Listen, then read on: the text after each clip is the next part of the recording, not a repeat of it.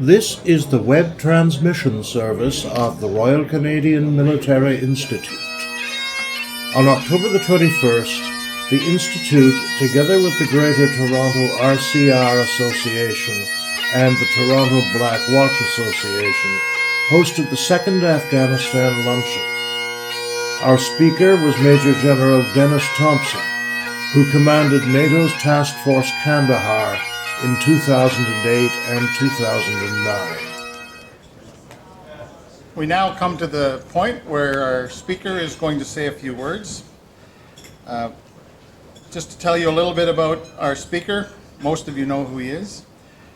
Major General retired Denis Thompson served 39 years in the Canadian Army, deploying on multiple operations at home, abroad, in Cyprus, Germany, Bosnia, Afghanistan, in Egypt. He's a graduate of the Royal Military College and commanded the 3rd Battalion of the Royal Canadian Regiment. He went on from there to serve as commander of Joint Task Force under Kandahar, 2008-2009. He commanded CAN-SOFCOM from 2011 to 2014. And his last appointment was as Commander Multinational Force and Observers in the Sinai from 2014 to 2017. Since retirement, he has been a periodic lecturer in several universities, as well as a senior mentor and instructor at the Canadian Forces College. He is a fellow of the University of Manitoba's Centre for Defence and Security Studies, and remains in service as Colonel of the Regiment of the Royal Canadian Regiment. He is very active and passionate about the causes of Aman Lara, the Sheltered Path, and with the Concussion Legacy Foundation's Project Enlist. Please welcome Major General Denis Thompson.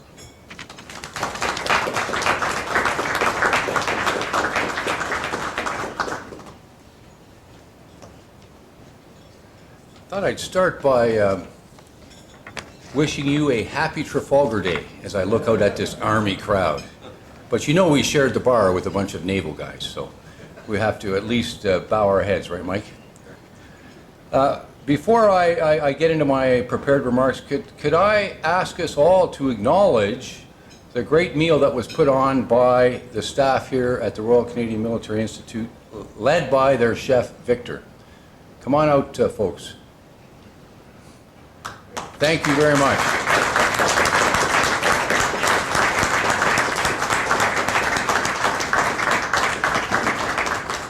Excellent meal. Thank you so much. Major General Habibi, my good friend from I guess it's a few years now. Lieutenant Colonel Mike Clary, the Vice President of the Royal Canadian Military Institute, Lieutenant Commander Mike Hoare, the previous President of the Royal Canadian Military Institute, and the man who incidentally recruited me into this fine institution. So good to see you, Mike. Mr. Khalid Saeed, thank you for making the trip and for bringing along my favorite general with you. Colonel Geordie Elms, who was probably the first adjutant to give me extras when I was a young man, about Dave Quick's age. But he was reasonably merciful, so I am what I am today, and it's your fault, Geordie. Canada's involvement in Afghanistan dominated the latter part of my personal military career.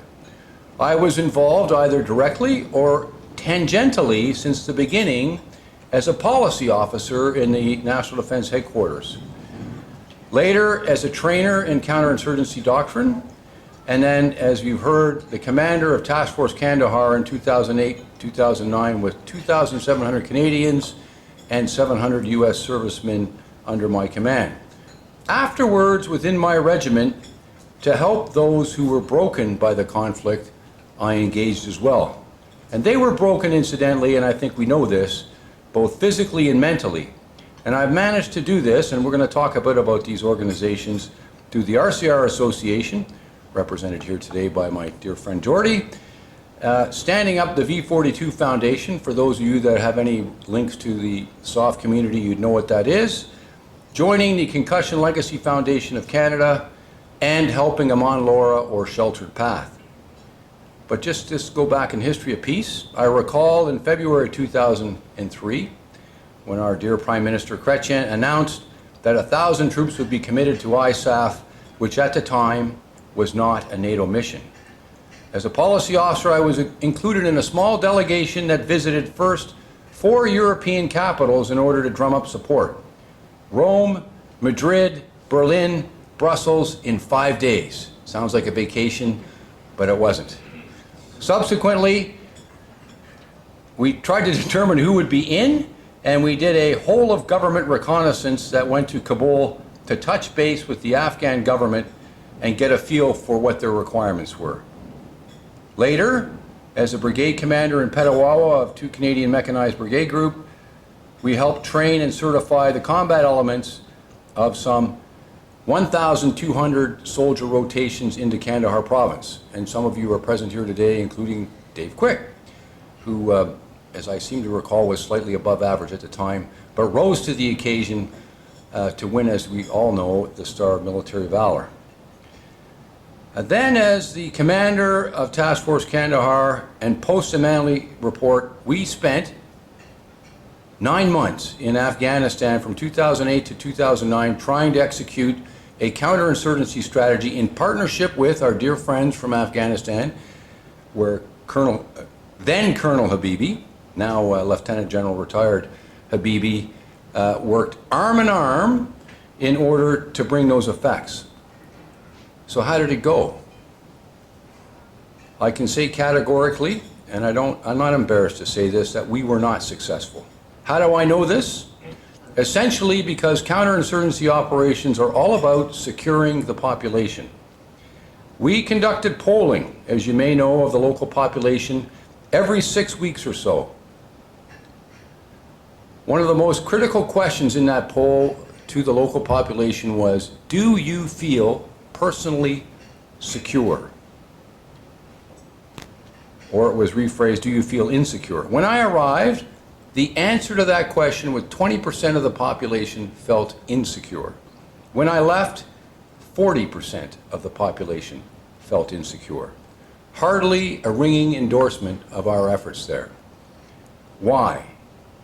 In my opinion, it's because we were under-resourced, specifically with far fewer forces from NATO, with far fewer forces from the Afghan National Army, who tended to be pegged up north, and General Habibi and I had discussed this, and of course the Afghan National Police.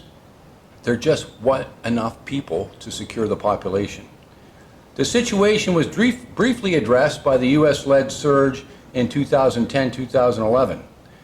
However, that surge occurred 9 years into the conflict, and it was not maintained, bringing Canada to the eventual decision to withdraw completely from Afghanistan in 2014. We all know what happened next after the haphazard withdrawal from Kabul last summer and the disaster that unfolded in Kabul and across Afghanistan in August of 2021. That tragedy continues today.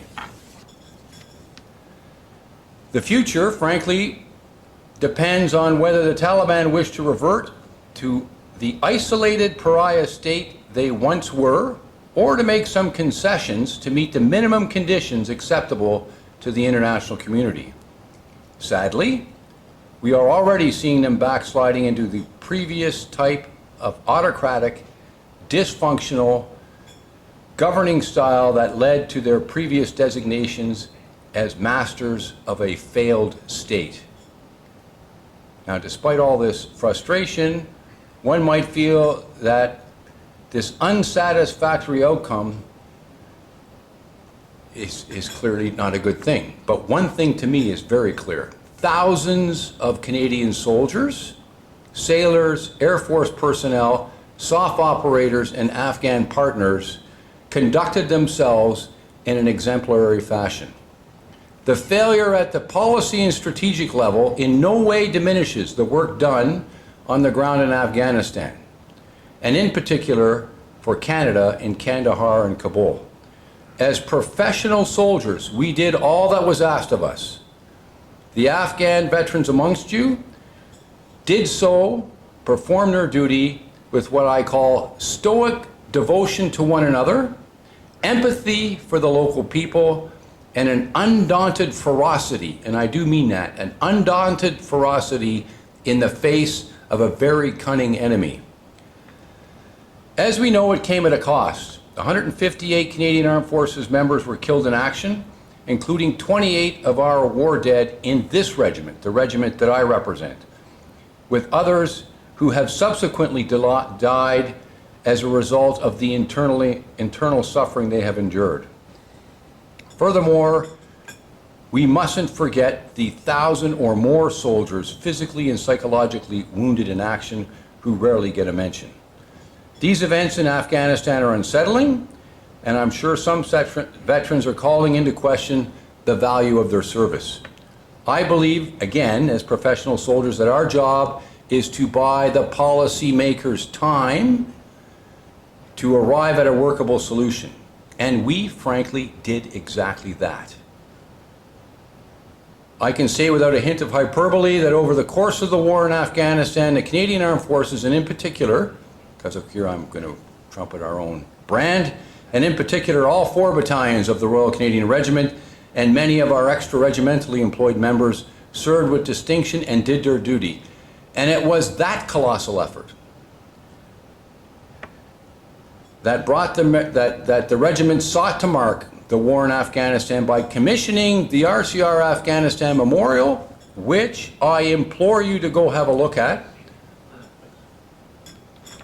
that the regimental major brought up here. Thank you very much, Mike.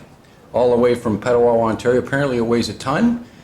And yes, that's real silver. And if I see anybody trying to scrape any of it off, I'll be on you like white on rice. I think that's still an acceptable expression. And we've done that in past conflicts. With the Northwest Rebellion in 1885, with the Boer War in 1900 and 1902, I guess it'd be 1899 if you count the date that they sailed. The First World War, the Second World War, and the Korean War, and this is our 6th war and our 6th silver memorial that you see in front of you. Today's memorial is a product of biting my tongue here, of a democratic process to select the design, raise the necessary funds, and secure a Canadian silversmith for the production. It was with great pleasure that the Senate of the RCR acknowledged the winning design by Tim Robinson, our former regimental major, the shoes which Mike Plant fills today. And as this audience would be aware, there were many financial contributors to this project, such as our regimental patron Judith Irving, the local defense firm called Felfab of Hamilton, Ontario, and of course this branch under the stern and autocratic leadership of Geordie. Egged on, I think, by Ray, perhaps. The silversmith, for those that are interested, was Kim Schneider of Kingston, Ontario. If you've got something in mind, I'm sure he'd be happy to step up. And the Afghanistan Memorial will eventually be displayed in our museum by 2023, once it has finished its current tour of all the battalions and RCR branches. So where do we go from here?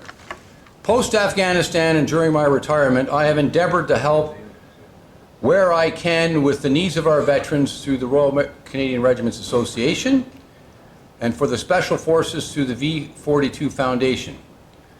But more importantly, I sit on the board of the Concussion Legacy Foundation Canada in their efforts to assist Canadian Armed Forces members with who have suffered traumatic brain injuries brought about by blasts related to IEDs and other combat-related causes, because it does have an effect on their mental health. And of course, through Aman Laura, which seeks to resettle deserving Afghans and their de facto families here in Canada. Today, many among you work diligently to resettle those Afghans that helped our effort between 2001 and 2014. And I cannot think of a more deserving character than my friend General Habibi. Just as our involvement in Afghanistan was the right thing to do at the time, so too is our ongoing struggle to resettle thousands, and there still remain thousands of Afghans. So to answer the question, where do we go from here? I would reply, we must continue to be generous to the worthy, foundations and charities like those I have mentioned. And above all, I would suggest that all of our efforts and all of our veterans are not pining for pity. That's not what people are looking for. But rather they appreciate any mark of respect for their contribution to this country. I promise to be brief. I probably failed miserably. So let me thank the RCR branch leadership under Jordy and of course the RCMI for offering me an opportunity to speak to this second Afghanistan luncheon. And I will finish with that favorite RCR expression, pro patria, which for the Latin users amongst you means for country. And that's exactly how I wish to close. Thank you.